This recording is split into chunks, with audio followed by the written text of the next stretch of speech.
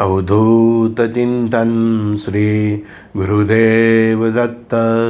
श्री गुरुदेव दत्त। ओम शिव आदि शिव महाशिव सदा शिव शंकरा नमः।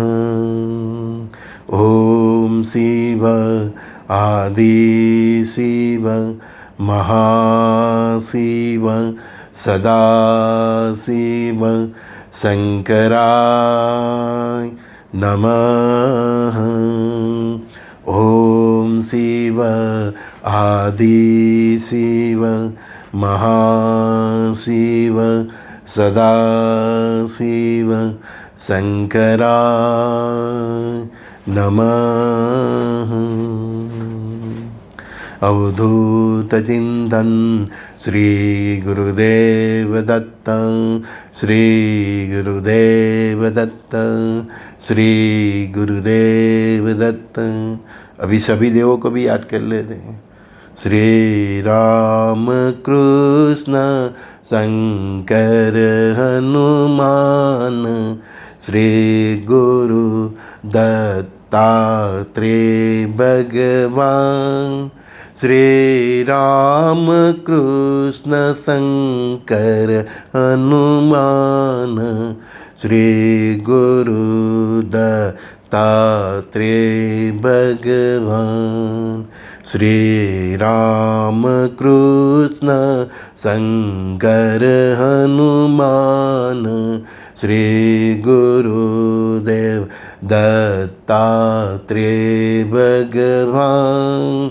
श्री राम कृष्ण शंकर हनुमान श्री गुरु दत्तात्रेय भगवान। श्री राम कृष्ण शंकर हनुमान श्री गुरुदेव दत्तात्रेय भगवान। श्री राम कृष्ण शंकर हनुमान श्री गुरु दत्तात्रेय भगवान। प्रकृति सबका इंतहाम लेती है, लेकिन जो बहुत प्रैक्टिकल होते हैं ना, उनके लिए ये एग्ज़ाम टफ हो जाती है। और जो प्रैक्टिकल नहीं है, बहुत भोले भाले है, परमात्मा से जुड़े हुए हैं, जीवन में जो भी घटना होती है उसमें परमात्मा की इच्छा समझ के जीते हैं। परिस्थिति बदलने की कोशिश करते हैं, लेकिन परमात्मा को अच्छा लगे वो रास्ते पे चल के वो यत्न करते हैं।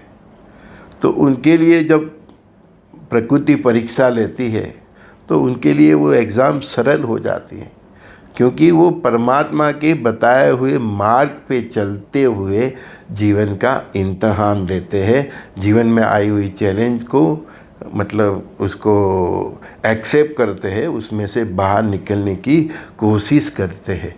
वो हर पल ये सोचते रहते हैं कि मेरी जो भी कोशिश है, मेरे जो भी यत्न है, उस पर परमात्मा की दृष्टि है। और जो वो भी प्रैक्टिकल होते हैं, किसी भी तरह परिस्थिति पे विजयी पाना प्राप्त करते हैं। फिर वो उनकी कोशिश परमात्मा को पसंद हो ना हो, हमारे सनातन धर्म और उसकी संस्कृति की जो मर्यादा है, वो मर्यादा को तोड़ के भी वो अपनी मतलब जो पाना चाहते हो पाने की कोशिश करते हैं। तो ऐसे जो प्रैक्टिकल लोग हैं, तो उनके लिए जब प्रकृति परीक्षा लेती है तो वो बहुत टफ बन जाती है। और वो उनमें से निकलने का मार्ग भी उनके लिए, उनकी जो सोच है उसी तरह कोशिश करते हैं, तो फिर वो और फंस जाते हैं।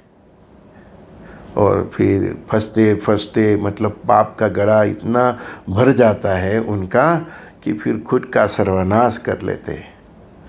और जो प्रभु के चरणों में जिन्होंने सर रख लिया है, प्रभु पे जो जिसको श्रद्धा है, और सरलता से जीते हैं, शुद्ध सात्विकता से जीते हैं, जीवन में हर चैलेंज को परमात्मा की परीक्षा समझ के उसको परमात्मा को पसंद आए वो हिसाब से उसमें से बाहर निकलने की कोशिश करते हैं, तो उनका पाप कटता है। और उनका पाप बढ़ता है तो इन लोगों का पाप करता है। और पाप कट जाए तो उसके बाद सुख का ही सूर्योदय होता है। बहुत इम्पोर्टेंट बात मैंने बहुत सरल तरीके से आपको समझाने की कोशिश की है। हमारी ऋषि परंपरा में तो यही सीखना होता है। ऐसा नहीं कि आज वेद और उपनिषद का कोई श्लोक लेके बैठ गए और उसकी अच्छी अच्छी बातें केवल सुना नहीं। व्यवहारिक दृष्टिकोण से आप कैसे जिए कि अनायास आप वेद और उपनिषद के रास्ते पे ही चलते रहे, तो वही तो समर्थ गुरु होता है। इसीलिए मैंने बोला है कि अनुभव से ज्ञान पिलाए वही गुरु है। और आपका जीवन फिर ऐसा हो जाता है कि वेद और उपनिषद में जितने भी है जीवन जीने के रास्ते, वो रास्ते पे आप चलते रहते हैं, आपको मालूम भी नहीं पड़ता। वही तो गुरु है और हम यही सिखाने की आपको कोशिश करते हैं। तो जिनको ईश्वर पे श्रद्धा मतलब अश्रद्धा, शंका, कुशंका है, तो उनके लिए ये पेपर बहुत कठिन हो जाता है। और जिनको परमात्मा पे पूर्ण श्रद्धा है, चाहे परमात्मा उनकी बात सुने ना सुने, हैं। आप हरिश्चंद्र को भी देख लिए कैसा हुआ था, यहाँ तक वो भी डूब गया था। तो जब परमात्मा परीक्षा लेते लेकिन श्रद्धा होती है तो इंसान तर जाता है। सबरी को भी देख लीजिए, है ना, कितने साल इंतजार किया, है ना। रावण के साथ विभीषण था तो उसने भी कितने साल इंतजार किया। माना कि उसका और उसके भाई की सोच में बहुत अंतर था, लेकिन उसने अपने भाई के साथ जीने के लिए अपने आप को नहीं बदला। उसने अपने विचारों पर, उसकी भक्ति पर, उसके परमात्मा पे श्रद्धा थी, तो रावण का पतन हुआ और लंकाधिपति वही बने, लंकेश वही बने। तो श्रद्धा बहुत ज़रूरी है। जब जिसमें श्रद्धा होती है, प्रभु के मार्ग पे होता है, तो ऐसा लगता है कि परमात्मा अच्छे लोगों का नहीं है, बुरों का ही साथ देते हैं। ऐसा नहीं होता। वो बुरे लोगों का भी पिछले जन्म का कुछ पुण्य होता है, तो उनके कोई कार्य सिद्ध हो जाते हैं, क्योंकि उनके पास इतना बैंक बैलेंस है, सिद्ध हो जाते हैं। और बुरे लोगों को परमात्मा ब्रेक भी नहीं मारते। मैंने आगे भी एक बार बोला है कि आप ज़िंदगी में कुछ भी करना चाह रहे हो, कुछ भी, धन धान्य समृद्धि प्राप्त करने के लिए, भक्ति प्राप्त करने के लिए, कुछ भी प्राप्त करने के लिए आप प्रयत्न कर रहे हो और उसमें ब्रेक नहीं आता है, रुकावट नहीं आती है, अड़चनें नहीं आती है, तो समझ लो कि आपके ऊपर परमात्मा की कृपा नहीं है। क्योंकि कोई एक शक्ति है जो आपको मतलब अटका रही है, आपके मार्ग में रोड़ा डाल रही है, तब तो समझो कि उसकी आपके ऊपर नज़र है। और आप जो चाहे कर लेते हो, जो चाहे पा लेते हो, कैसे भी करके पा लेते हो, तो समझो कि वो परम शक्ति की आपके ऊपर दृष्टि नहीं है। आप बिना ब्रेक वाली गाड़ी हो गई है। और बिना ब्रेक वाली गाड़ी का क्या हालत होता है मालूम है ना। प्रातःकाल में सत्संग में संजय दृष्टि का सभी को प्रणाम। श्री गुरुदेव दत्त।